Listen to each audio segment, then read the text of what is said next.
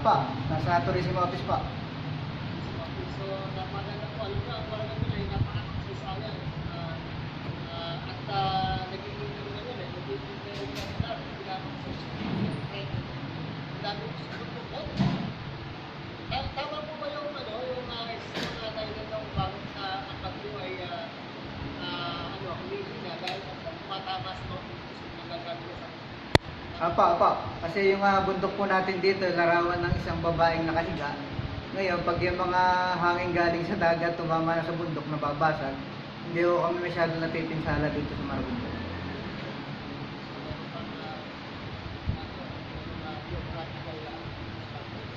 So, hindi ko na magtataka rin yung tungkol yung time naman bago ang Apa, yung po nga sinabi ni Professor Calairo kanina tungkol sa Mount Butis, isa pong pagtutuwid, yung po ay ilalagay na marker ni General Emilio Aguinaldo kung saan noong May 11, 1897 hanggang May 18, 1897, doon po sila nag-encampment bago sila pumunta ng Magallanes, Tagaytay, Batangas hanggang makarating ng Biak na Bato. Yun pa. Good morning po, Professor Calairo, kay Chairman Prime Minister Cesar Birata, at kay Ma'am Benipayo, kay Sir Hill, at saka kay Sir Daniel. At sabi ko nga kay Professor Calairo, ba't ako napahalo dito, hindi naman ako professor. At atin na po simulan po yung munting kasaysayan po dito sa Maragondon, gaya po ng sinabi kanina ni Professor Daniel. Naglatag siya ng entablado. Ngayon ay makikita po natin yung entablado dito po sa Maragondon. At ito po ay sinulat ni Judge Narvaez, ni Attorney Serviliano Castor, at saka ni Attorney Mariano Villanueva. Bali hindi po tayo nagawa nito. At ito po ay base sa mga nangyari noong nakaraan at sinulat lamang ng 3 tao at sila kasama rin sa mga pangyayari. Gaya ng salaysay kanina ni Chairman Birata na siya mismo ang nakasaksi. Noong pong December 24, as early as December 24, 1941, si Patrocinio Gulapa po ay umuwi na mula sa koridor dahil sa pambobomba. At nagsimula na magbuo ng mga tao para kikitil dito sa mapaminsalang mga Hapones. At noong pong May 8, 1942, siya po ay nag-form ng isang guerrilla unit, guerrilla organization. Ang tinawag po nila dito ay ANAHAP. Ang ibig sabihin ay anti-Hapon o anti-Japanese. At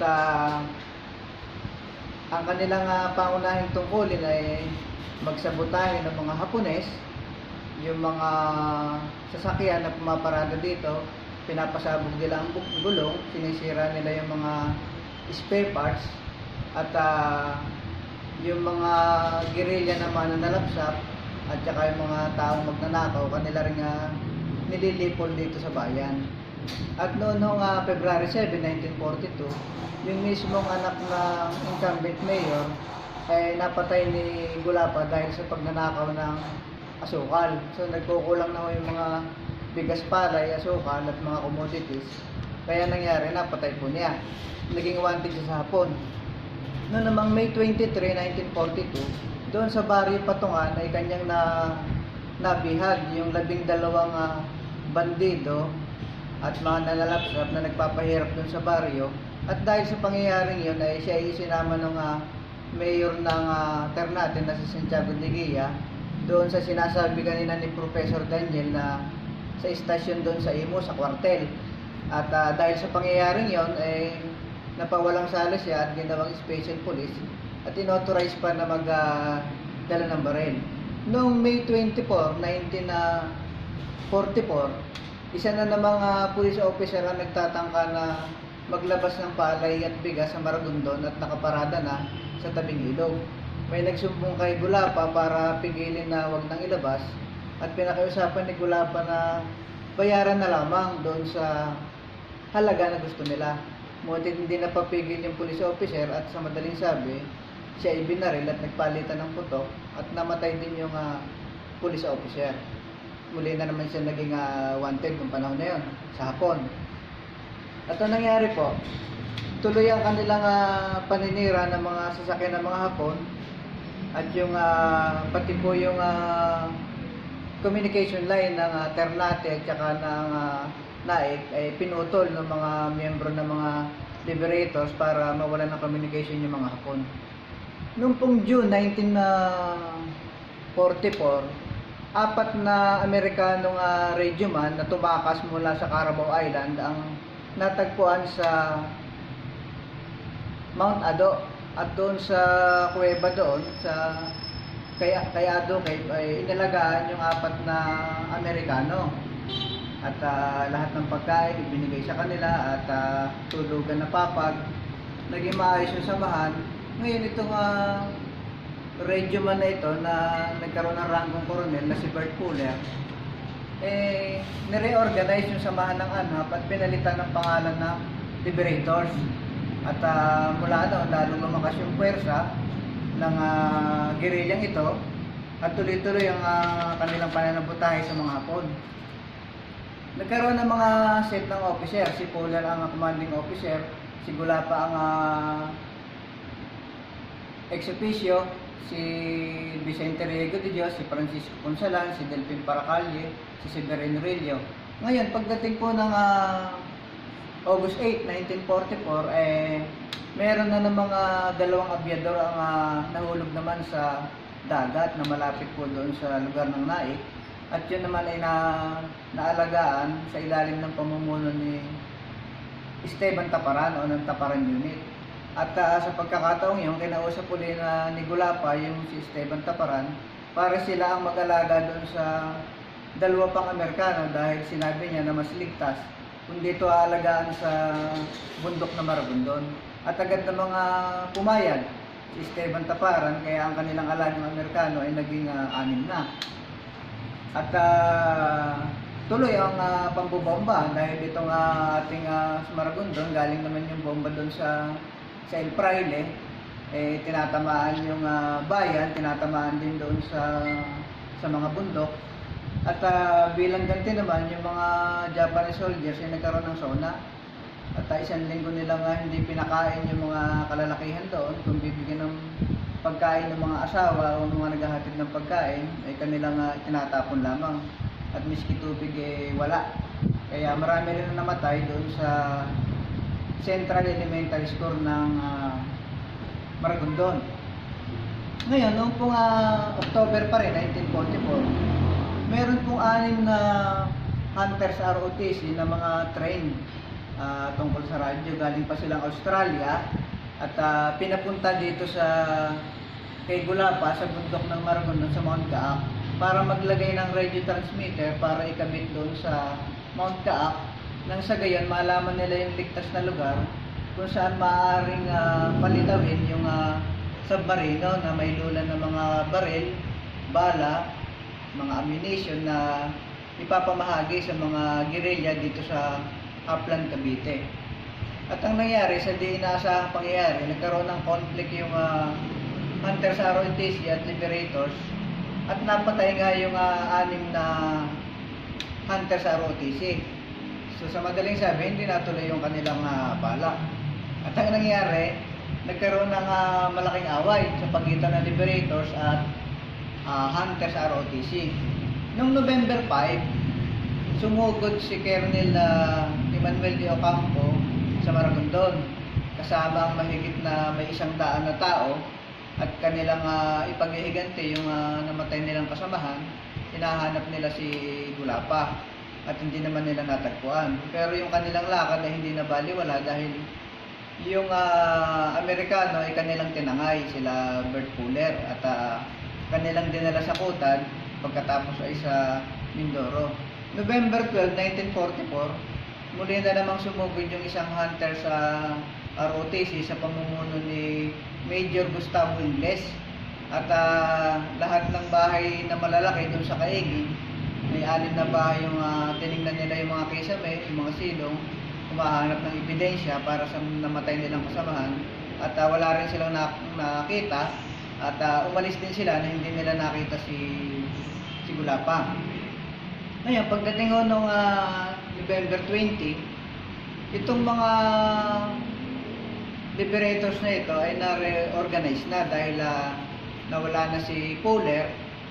So, nanumpa na rin sila dun sa mga hunters ROTC. Kaya yung ilang miyembro ng liberators napapunta na sa hunters ROTC. At November 22, sumulat nga si Kohler kaya Mariano Villanueva para siya maging bagong commanding officer ng liberators dahil nawala na nga si Gulapa at doon naman nagpunta sa tumalim na Sugbo na doon naman siya napalaban noong January. At ganoon din naman, doon din siya napalaban sa Hapon noong December 1944 sa Pang Ternate. At pagkatapos po noon, December, may plano si Speaker Manuel Rojas na pumunta sa Kutad at yung kanyang pamilya ay doon dalhin para makaiwas sa mga Japanese soldiers at naatasan si Mariano Villanueva para maging in charge sa transportation pero sa hindi sinasahang dahilan mga pangyayari hindi po natuloy yung bagay na yon. Noon nga Nobyembre, ang liberators ay sa Hunters ROTC na tumatanggap ng mga order. At noong January 2, 1945, si Terry Magtanggol na kanilang leader ay nag-order na for mobilization. Noon naman pong January 31, yung Taparan unit na mga taga-naik ay tumawag ng isang komperensya sa liberators para sila ay magkaisa sa gagawing military operation doon sa bayan ng Ternate. At noong pong February 4, natapos na yung pagdating ng mga American soldiers na Nasugbo. February 4 naman, dito sa pagitan ng Barrio Bukal ng Maragondon at Barrio Pasong Malaini ng Naik, nakapatay yung grupo ng liberators ng dalawang Japanese soldier, kanilang inambus. At yung mga kasama pa ay nagtakbuhan doon sa Barrio Kapantayan. At muli, 5 Japanese soldiers ang napatay doon sa Barrio Kapantayan ng mga sundalo ng mga liberators. Pagdating po ng February 15, 1945, si Captain Schumer na isang Amerikanong sundalo ay tumawag ng pulong sa Tagaytay at nagbigay nga ng instruction at ang binigay na puposisyonan ng mga liberators ay magmula doon sa ilog na tapat ng simbahan ng Romano Katoliko hanggang doon sa Barrio Mabacaw sa may tulay, yun ang kanilang lugar. At yun namang Taparan unit magmula doon sa may Kaputatan sa pagitan ng Naik at Maragondon hanggang doon sa may Maragondon Elementary School sa Barrio Garita. Noong pong February 20, nagkaroon ng unang pagsugod yung mga liberators unit at susugurin nila yung garrison ng Hapon na naandun sa bayan ng Ternate. Kasama ng liberators mismo ang Amerikanong sundalo na si Colonel Gelidon at ganoon din si Emilio Arenas ng Naik at yung Erne units at ganoon din si Esteban Taparan ng Naik. At pagkatapos noon, mga machine gun, mga trench mortar at marami pang malalakas na armas ang ibinanat sa kanila ng mga Hapones kaya hindi nila nakuha at namatayan pa ng isa yung tauhan ni Emilio Arenas na taga Barrio Gogo ng Naik. Kinagabihan, bilang pagganti, imamasaker ng Japanese soldiers ang Maragondon o kukuha sila ng mga pagkain dahil sa tala doon sa Nara Files na nasa Maryland ang bilang ng mga Hapon nasa 1,200 yun po ang tala doon sa Nara Files. Ngayon sa madaling sabi, sumugod sila sa Maragondon at yun ang mga dalawang guerrilla unit ay naandun nga at nakadepensa ang liberators unit at ang Taparans Unit. Ngayon, tumagal ang labanan ng 4 na oras at sa di inaasahang pangyayari at sa kasawian, namatay po si Colonel Esteban Taparan ng NAIC, yung leader doon. At pagkatapos po noon, February 25, 1945, si Colonel Schumer ay nagpunta at inagapayan ng mga liberators troops doon sa simbahan ng Romano Katoliko para nabisitahin niya yung aerial attack na isasagawa ng mga Amerikano doon sa bayan ng Hapones. At sa muling pagkakataon, gusto ulit nilang makuha yung Ternate. Sa pagkakataon ito, sumugod ulit si Captain Vicente Riego de Dios, si Major Patrocinio Gulapa, si Colonel Mariano Villanueva, at yung suicide squad ng Liberators. At isang miyembro ng suicide squad ang tinamaan sa hita sa katauhan ni Salvador Tañagras. At gaya ng inaasahan, sa pangalawang pagkakataon, hindi rin nila uli na kuha ang Ternate dahil sa masinsinang at masalsal na pagbubomba ng mga Hapones na ibinabanat sa kanila. Noong February 27, 1945, mismong si Major General Swing at si Colonel Siul ay pumunta sa Maragondon para inspect nga yung posisyon ng mga liberators doon sa ilog, kasi iniiwasan nila na pumasok ang mga Hapones mula Ternate na magdaan dito sa ilog papuntang Maragondon. Ang nangyari po ay May 3, yung American forces ay dumating sa Maragondon para sa sinasabi nilang isang knockout blow. At alas 9 ng umaga, yung Ternate, buong bayan, at saka yung paligid nila ay binobomba na. At alas 3 ng hapon, yung unang tangke ay nakapasok na sa Ternate. At nag-order si Colonel Siul kay Patrocinio Gulapa na siyang maging advance guard kasama si Juan Rillo. At yung 4 naman na Amerikano ng mga sundalo ay rear guard naman. At pagdating po ng alas 4 ng hapon, sumisigaw na si Gulapa at si Rillo, si Mariano Villanueva at ang mga liberators at ang Amerikano na malaya na ang Hapon, ang Maragondon at Ternate sa pananakop ng malupit na Hapon.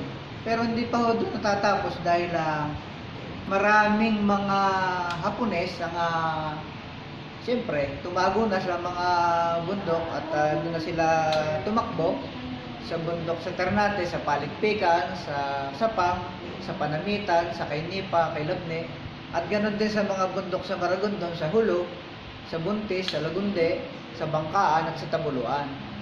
At May 4, 1945, si Captain Schumer naman nag-order sa Liberators para magdala ng company doon sa Tagaytay Ridge na pinamunuan ni Captain Vicente Riego de Dios. Noong May 5, 1945, gaya ng inaasahan, maraming mga Hapones sa bundok. Si Lieutenant Mulpray na isang Amerikanong sundalo humanap ng 12 tao na sundalo ng Liberators para sa reconnaissance job doon sa bundok ng Hulog. At sa di inaasahang pangyayari ay merong mga sniper yung mga Hapon na nandoon at agad napatay si Pascual Ramos na isang sundalo ng Liberators. At dahil sa balitang yun, nagpadala pa ng 15 tao ang Liberators sa Mount Hulog at napalaban uli at kulang pa, nagpadala uli ng 15 tao, naglabanan uli. Yung unang 15 tao ay nakauwi na ligtas lahat. Doon sa ikalawang 15 tao ay 13 lang ang nakauwi at napatay ng mga Hapones si Victoriano Mendoza at saka si Salvador Mendoza na mga taga-Pinagsangan. Noong namang March 26, ang mga hunters sa ROTC ay nagpasama naman sa isang sundalo ng Liberators para maging guide nila doon sa Barangay Sapang sa Ternate. At sinawing pilot na mapatay din si Maximo Jones na isa rin sundalo ng Liberators. Noong April 12, 1945, dito naman po sa Mount Tabuluan, nabalita na may nagsabing matanda, nag-report sa Liberators na maraming Hapones ang nandoon sa bundok. Nagpadala ang Liberators ng 24 katao doon sa Tabuluan.